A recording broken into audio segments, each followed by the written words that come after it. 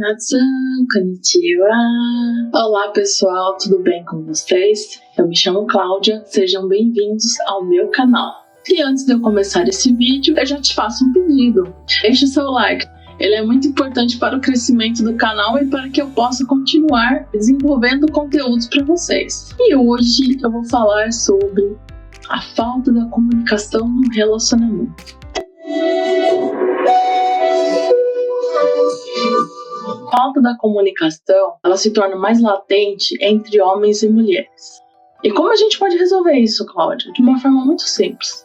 Basta você observar o outro, aprender a ouvir. A primeira etapa, uma boa comunicação, é você ter uma boa escuta, ser um bom ouvinte na vida da pessoa. A outra etapa importante é você aprender a se comunicar. Você aprender a falar de uma forma clara, respeitosa, expressando suas necessidades, seus anseios, seus desejos e sempre ouvindo o que o outro tem a dizer em relação a tudo isso. Outra coisa que deve ser levada em consideração é que, com as dificuldades, as necessidades das melhorias de quais questões, deve ser observado a falta da habilidade da comunicação, deve ser notado as diferenças entre as personalidades, deve ser levado em consideração quando a gente cria expectativas irreais em relação ao outro. Por exemplo, um homem ou uma mulher cria uma pessoa na cabeça que ele gostaria, o que seria o ideal. Isso é uma expectativa irreal. Não tem como o outro ser o que eu idealizei. E isso, na comunicação, agrega muito peso. É quando não é resolvido, não é observada essa questão. Outro ponto a ser levado em consideração são as consequências que essas tais dificuldades acarretam no relacionamento. A primeira etapa, que fica mais gritante da dificuldade da comunicação, quando surgem as frustrações. Pode ser a questão de expectativa irreal, pode ser pela questão de falta de comunicação, a falta do diálogo em si. As dificuldades da comunicação causam também as consequências de uma grande desconfiança. As desconfianças acontecem quando você automaticamente quer saber quem mandou mensagem, quem ele curtiu numa rede social. É interessante você começar a observar quando você se torna uma outra pessoa nesse sentido. Deixa de ser uma pessoa tranquila, calma, e pode se tornar uma pessoa que desenvolve o ciúme em relação à desconfiança. O que ninguém percebe é que a falta da comunicação traz a desconfiança. Porque se existe uma comunicação mútua, sincera, constante, ninguém vai ter desconfiança de ninguém. O mais importante é que todo casal construa dia após dia a sua comunicação de forma saudável, consistente, clara, expressando suas necessidades e anseios. A dificuldade de se comunicar, persistir, a desconfiança, outras questões podem vir à frente. Por exemplo, traições. De repente, do nada, a pessoa começa a checar o celular do outro. Ou começa a perguntar onde você vai, onde você veio, que horas que você vai chegar. Não são aquelas perguntas normais que a gente faz. Não é aquela comunicação que é do dia a dia, que você está simplesmente comunicando, avisando o outro da sua rotina diária. Combinarem algo num determinado horário. Não, ela se torna uma conversa mais parecida com um interrogatório. Outro ponto a ser levado em consideração é a falta de tempo. Quanto tempo você quer dispor da sua vida para você desenvolver um relacionamento saudável? Quanto tempo da sua vida você quer apostar para desenvolver uma comunicação eficaz? Quanto tempo você vai dispor para o outro para desenvolver um bom relacionamento? Esse ponto é o mais importante, é você estar ali, de coração aberto para fazer esse relacionamento dar certo. Lembre-se sempre, um relacionamento é constituído por duas pessoas, ou seja, 50% de cada lado.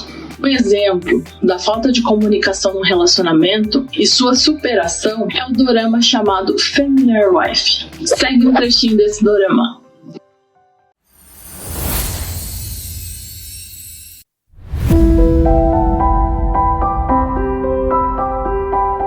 Esses pontos vão acarretando a diminuição até a escassez da intimidade do casal. Por sua vez, vai levar ao outro contraponto. Pode acarretar até o término da relação, essa dificuldade de se expressar. de se empenhar no relacionamento, você pôr seus pensamentos de forma clara para o outro. Essa falta de comunicação acarreta muitos traumas na relação, muitas marcas, quais podem se tornar incorrigíveis. Um outro ponto que deve ser levado em consideração no relacionamento é que as redes sociais podem prejudicar o casal. Ao invés de você conversar com a pessoa, você está ali no celular o tempo inteiro. O que acontece? Vai desenvolver a falta da comunicação. Então precisamos desenvolver mais conversa face a face, com limite para as redes sociais. Isso traz a evolução do relacionamento. Sabe aquela situação que você percebe que conhece a pessoa tão bem, basta um olhar dela para você saber como ela está se sentindo? É nesse ponto que chega o desenvolvimento da boa comunicação. É quando você consegue fazer a leitura. A comunicação é a junção do diálogo, mas a comunicação não verbal. Levar em consideração esses dois aspectos para você poder ter uma comunicação eficaz com o outro. Além de você estar 100% na relação, de fato. Você tem que estar com vontade. Uma forma para você driblar aí essa falta de comunicação, marcar um dia ou horário semanal para que vocês possam conversar sobre tudo o que aconteceu durante a semana e expor, se expressar em um ambiente aconchegante, acolhedor, de uma forma que vocês estejam bem relaxados para fazer essa situação acontecer de forma sadia. É a hora que você vai falar sobre aquilo que ficou entalado na garganta. Sobre aquele assunto que você achou que se comentasse ia dar uma briga? Pois é essa hora que você deve conversar com a pessoa sobre o que te incomodou. Aí você vai dizer assim, tal assunto, você queria dizer dessa forma para mim? Ou perguntar de outra maneira. Eu vi essa situação nesse aspecto. Disso que você queria me demonstrar. Conforme o casal vai fazendo essas conversas semanais, desenvolvendo a conversa automática. O que é a conversa automática? A conversa automática